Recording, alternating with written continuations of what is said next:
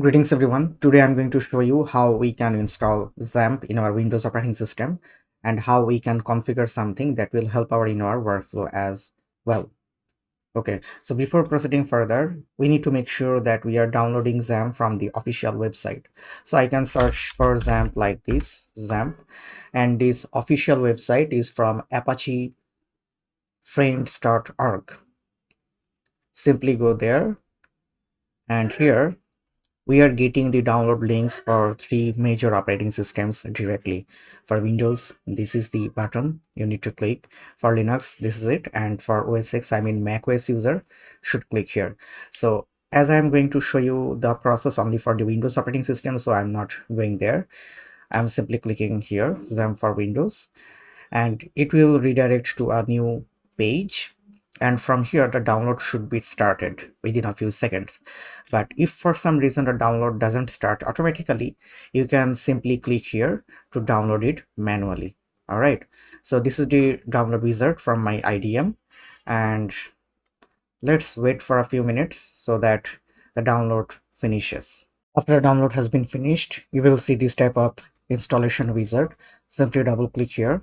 You will see this type of warning wizard, but you can simply ignore it right now because after installing it, we are going to change some configuration in the control panel launcher. All right, so simply click OK and then click Next.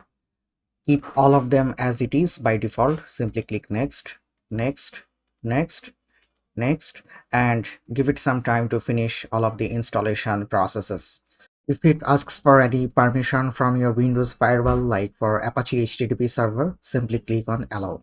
And as you can see, the setup has already been completed, but make sure to uncheck this box because we don't want to study control panel right now, and click on Finish.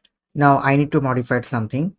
As I have already installed this XAMPP inside my C drive, so I am inside my C drive, and here I have this XAMPP folder where I have installed all of the components from XAMPP. All right, so I need to simply enter there and scroll until you see XAMPP control.exe.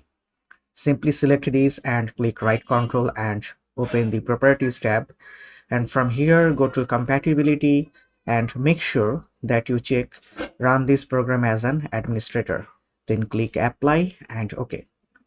And after then, whenever you want to start XAMPP, it will ask for the administrator permission, and this is the common thing to do because we have configured this that way.